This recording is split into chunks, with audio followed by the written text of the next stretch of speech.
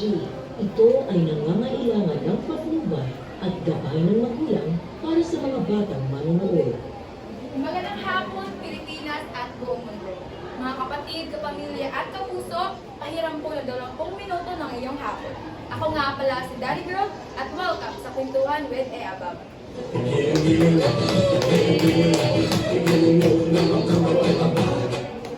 Ngayong hapon ay pinaka-espesyal, hindi lang sa akin, kundi sa ating lahat. Dahil ang ating guest ngayon ay mula sa Binibining Pilipinas Candidates. Gusto niyo ba ng giniling? Oh! Let's go!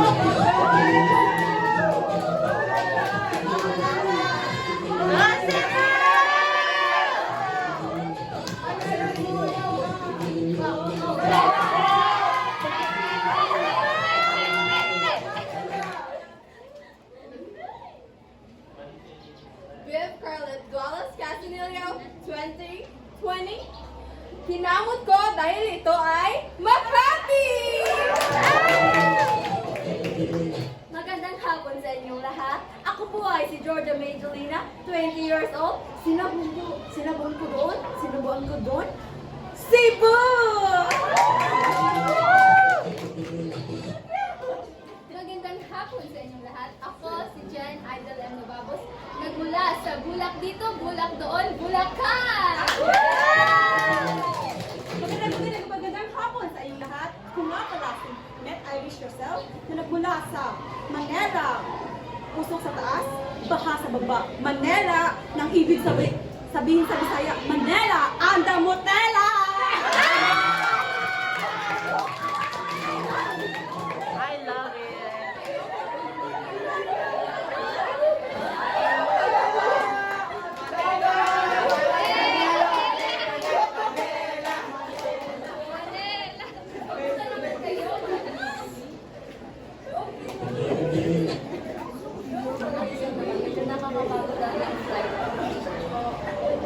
Ikaw naman.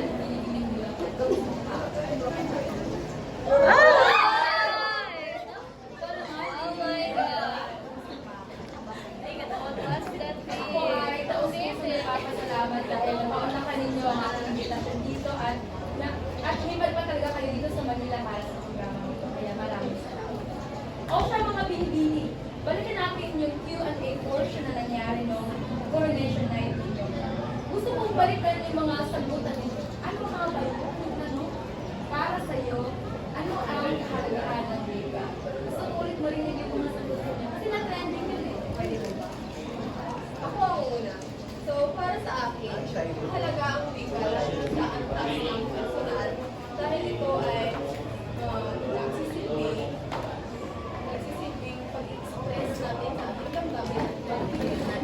At ito din ay mahalaga sa international na antas sapagkat ito ay nagiging paraan o ito ang naging dahilan ng ating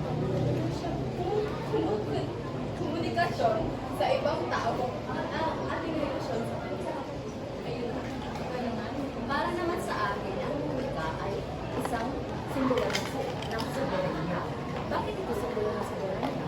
Kasi ito ay napakita ng ating kalayaan at identidad ng ating bansa.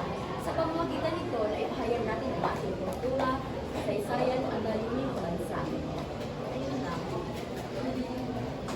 Para sa akin naman, ang wika ay isang instrumento ng komunikasyon. Ito ay ginagamit natin upang maipahayag ang ating damdamin, ideya, sa loobin o kalam. Sa paggamit ng wika sa komunikasyon, mayroon tayong tinatawag na speaker at listener. O sa Tagalog ay tagapagsalita at tagapagpakinig. Ang tagapagsalita o ang speaker, ito ay ang taong nagsasalita, naglalabas ng mensahe o impormasyon. Habang ang listener naman o sa Tagalog ay tagapagpakinig, ito ay ang taong nag-i-interpret ng mensahe. Maaaring maitanong niyo kung ano ang kahalagahan ng bawat isa sa proseso ng komunikasyon. Mahalaga ang papel ng bawat isa sa proseso ng komunikasyon dahil ang komunikasyon ay magiging epektibo lamang kung ito ay maayos na naipapahayag o naipabarating ng speaker at maayos na nakuunawaan o naiintindihan ng listener. Ikaw naman nililingin na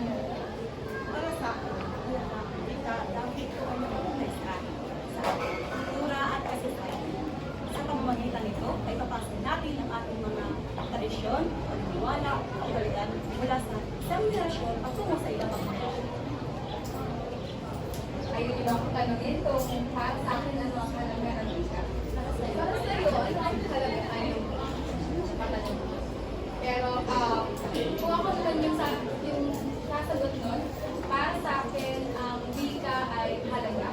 Dahil ito ay lingua franca o mother tongue na tinatawag dahil ito ay nagsisilbing tulay para magkaroon tayo ng komunikasyon sa ating mundo at sa ibang mundo. Yun lang, maraming salamat. Pwede na ba? Pwede na ba maging binibining Pilipinas candidate sa susunod na taon? Pwede na. Pwede na. O siya, may palaro tayo ngayon. Alam niyo ba yung palaro namin dito, yung fact or bluff? Alam namin yan. Ano yan? Okay, so maaari kayong sumagot na fact kung ito ay tama, bluff naman kung mali. Ano, game ba kayo? Game na! Pero, sa ngayon, hindi na kayo magkalaban. Kakamping na kayo. Okay? Isa lang yung sagot na kailangan namin marinig. Okay? Umpisahan na natin.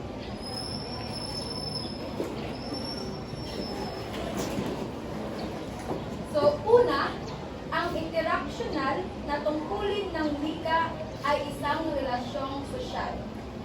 Ulit, ang interactional na tungkulin ng wika ay isang relasyong sosyal. Fact or bluff?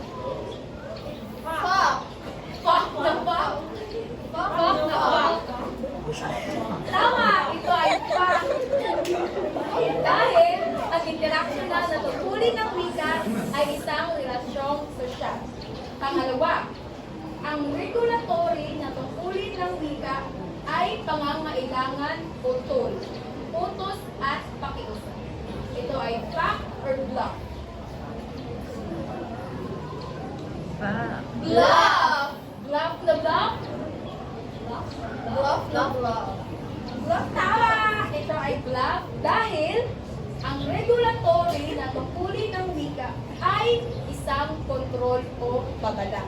Habang ang pangangailangan o tool na tungkulin ng wika ay instrumental na tungkulin ng wika. May 2 puntos na kayo mga pinili. Pangatlo, ang personal na tungkulin ng wika ay isang saloobin o feeling. Ulit, ang personal na tungkulin ng wika ay isang saloobin o feeling. Fact or bluff? Fact na fact! Tama! Ito ay fact dahil ang personal na tungkulin ng wika ay isang saloobin o feeling. May 3 puntos na kayo, binibini! Pang-apat, ang heuristic na tungkulin ng wika ay nagbibigay ng informasyon. Ulit, ang heuristic na tungkulin ng wika ay nagbibigay ng informasyon. Fact or bluff? Bluff! Bluff! Ito po ay bluff. Tama. Mali po ito dahil ang heuristic na tungkulin ng wika ay naghahanap o nagtatanong. Habang ang nagbibigay ng impormasyon ay informatibo na tungkulin ng wika. May 4 na puntos na kayo. Panghuli ay ang representational ay ginagamitan ng imahinasyon. Ulit, ang representational ay ginagamitan ng imahinasyon. Fact or bluff?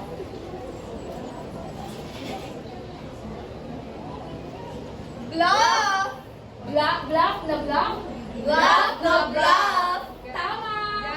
Ito ay bluff dahil ang representational ay nagbibigay ng spesipiko na mga trivia o katotohanan.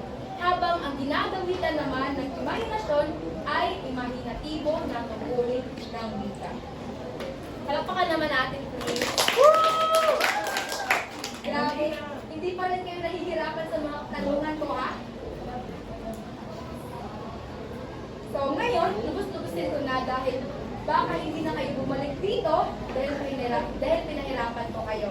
So, ngayon, dahil tapos na tayo sa kahalagahan ng wika at tungkulin ng wika, punta naman tayo sa antas ng wika. Ayos ng mga buwan. So, para sa inyo, ano ba ang antas ng wika? Hinibiling. Base sa aking kaalaman, ang antas ng wika ay nakahati sa 2. Ito ang formal at informal. Ang formal ay ginagamit natin sa pang-social na konteksto. Ang deformal naman ay ginagamit natin yan sa pang-araw-araw nating salita. At paano mo naman nasasabi na ito ay formal o informal? Para sa, di ba, sa formal, may dalawang klase sa formal. Ito ay ang pamanitikal at ang pambansa. Sa pamanitikal, ito ay mga malalalim na salita, kagaya ng anak sa labas, ganon. At yung sa pambansa naman ay mga salita na opisyal sa ating Para sa akin naman, sa di formal na antas, mayroon akong nalamang dalawa. Ito ay ang lalawiganin at kolokyal. Pag sinabi natin lalawiganin, ito ay ang mga salitang ginagamit sa isang lugar o particular na lalawigan. Halimbawa nito ay ang salitang higala sa Cebuano at gayim naman sa Ilocano. Pag sinabi naman natin kolokyal, ito ay ang mga salitang ginagamit natin sa araw-araw na usapan, ngunit ito ay hindi formal. Karaniwan, ito ay pinaikli o binagong anyo ng mga formal na salita.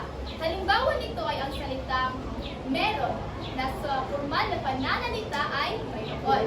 At ang salita na paano, na sa formal na pananalita ay paano. Yung sabi ko dito ang sinabi nila. Alam niyo ba yung salita malbal?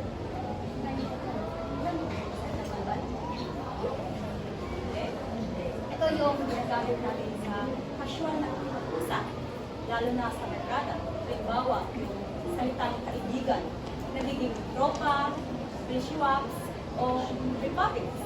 Minsan nga, nakakarinig pa tayo ng mga mura o vulgar words na ginagamit natin sa biruan o ilisan. Kagaya ng puta, bunyeta, o gago na hindi angko sa formal na pag-usa. Lagi ko itong narinig sa amin, kaya hindi na bago sa akin. Grabe kayo, tunay nga na napapag-usay ng mga binibini. Pero, ngayon, ito ay pagmuling katanungan ko na sa inyo. Huwag kayong mag-alala dahil ito ay napakasimple lang. So, nabalitaan ko may iba't ibang variety pala ng wika. Ano ang mga base sa aking kaalaman, meron akong nalaman na variety. Ito ang dialect at ang dialect. Ang dialect ay wikang batay sa edukasyon o reliyon. Ang halimbawa nito kapag ang papa ko ay taga Makati. Ang mama ko naman ay taga Batangas. Pag nandun kami sa bayan ng aking ama, siyempre nag-Makati Tagalog kami.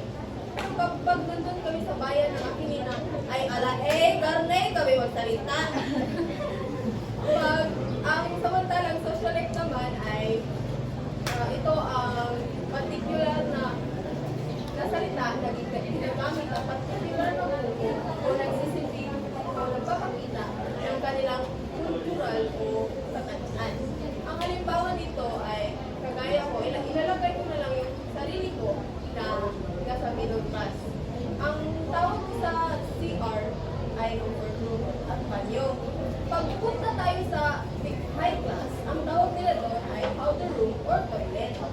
Pero pag pupunta naman tayo sa low class, ang tawag nila doon ay kubeta. Ganito nila ginagamit yun. Punta mo na ako sa kubeta kasi mag-chichens ako.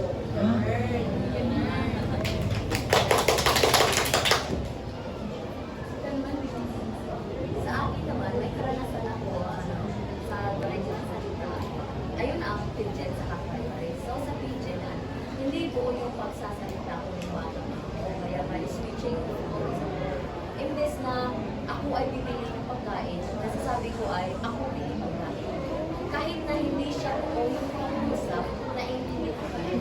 At noong college ako, nag-aral ako sa Lilasang. So doon na yung pagiging konyo ko. So sa pagiging konyo, may yung dalawang lingwahe ay nagkakahalo. For instance, ay ganito, nagsasalita ako ng Tagalog while nagsasalita ako ng Para sa akin naman, mayroon tayong tinatawag na i-collect at i-collect. Pag sinasabi natin i-collect, ito ay ang mga salitang nabumubuo sa ating bahay, karaniwang ginagamit natin sa ating tahanan. Kagaya na lamang sa amin, may mga salita kami nabuo sa bahay, kagaya na lamang ng salitang mamshi,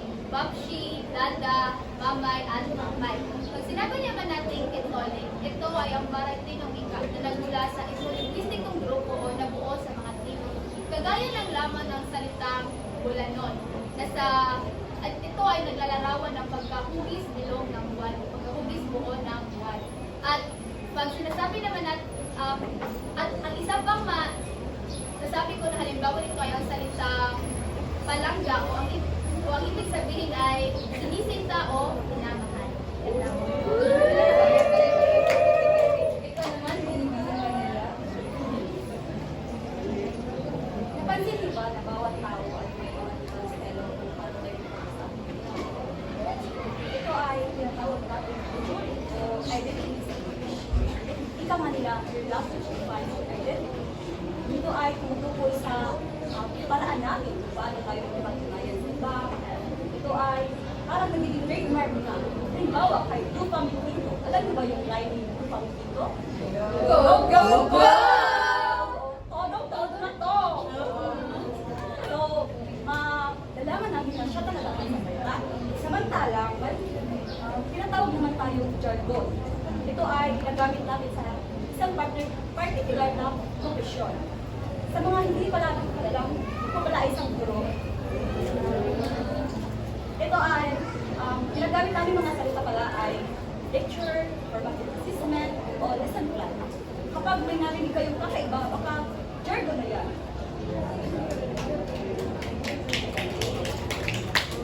Ikaw, pag may variety kang nalalakay, Oo. may isa akong nalaganap na variety na hindi nyo nasabi kanina. Ito ay register na variety ng wika. Ito ay wikang ginagamitan. Ito ay wikang ginagamit sa isang particular edukasyon, pamahalaan, ekonomiya. Na domain na may tiyak na pagkakahulugan. Ito ay isang varyasyon ng wika na may kaugnayan sa tao ng nagsasalita o gumagamit ng wika. Ito ay madalas na nakikita o nagagamit sa isang particular na disiplina. O siya, tama na ngayon mga wika na yan? Nakapagod naman yan mga wika na yan? Ngayon naman, gusto kong itanong kung ano yung mga karanasan ninyo sa Kadian at ano yung mga ipapayo ninyo sa ating mga nanonood ngayon. Binibining, ang maipapayo ko lamang ay kung gusto nyo maging isang beauty queen, kagaya namin, yung sigilin nyo lang na kahit kaya nyo ito at tandaan na dapat meron kayong self-esteem o tinatawag na tiwala sa sarili. Ito ay dapat, kahit hindi kayo mag-beauty queen, dapat kailangan nyo yan sa lahat ng aspekto ng ating buhay. Kaya huwag niyong itadown yung sarili nyo kasi at the end of the day, ang yung sarili lang ang meron kayo. Para sa akin, yung karanasan ko kasi, medyo malungkot kasi may insecurities ako, especially sa timbang ko. Like maraming nagsasabi, hindi bagay sa'yo yung maging beauty queen kasi mataba ka, kasi hindi ka, wala ka sa forma, kasi yung expectation ng mga tao sa mga beauty queen ay dapat slim lang, maganda yung figure, ayun yung insecurity ko na dapat at ayun nga, hindi ko na pinakialaman yung mga judgment ng mga tao at nag-focus lang ako sa sarili at sa mga pagkakawala ko na kaya ko to. Kahit mataba man ako, kahit bayad man ako, para sa akin, ikaw at ako ay bibigay. Ikaw naman, binibili. Para sa akin naman, hindi naging madali ang aking karanasan. Marami rin akong pinagdadaanan. Ang masasabi ko lang ay sa mga kabataan dyan, huwag puro maanyong ulam.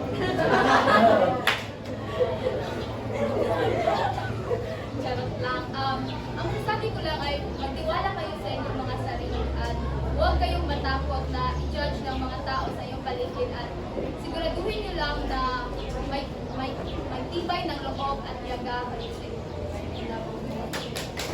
Ito naman, binibili Manila. Bigay ko ay payo. Ang ipapayo ko lamang sa lahat ay pagsubok pala. Ang ating kakarapin ay huwag na huwag tayong mawalan ng kumpiyansa sa ating sarili, magtiwala sa Diyos, magtiwala sa iyong sarili, huwag lang sa iyong matabi. Yun lamang. Palagpapalawan natin si Grabe, wala na talaga akong masabi guys. Tunay na napakahusay ang ating mga binibining Pilipinas ngayon. Mabuhay kayo mga binibini at the rest of the binibining Pilipinas candidates. Ngayon, ito ay dito na muna tayo at maraming salamat sa panonood. Maraming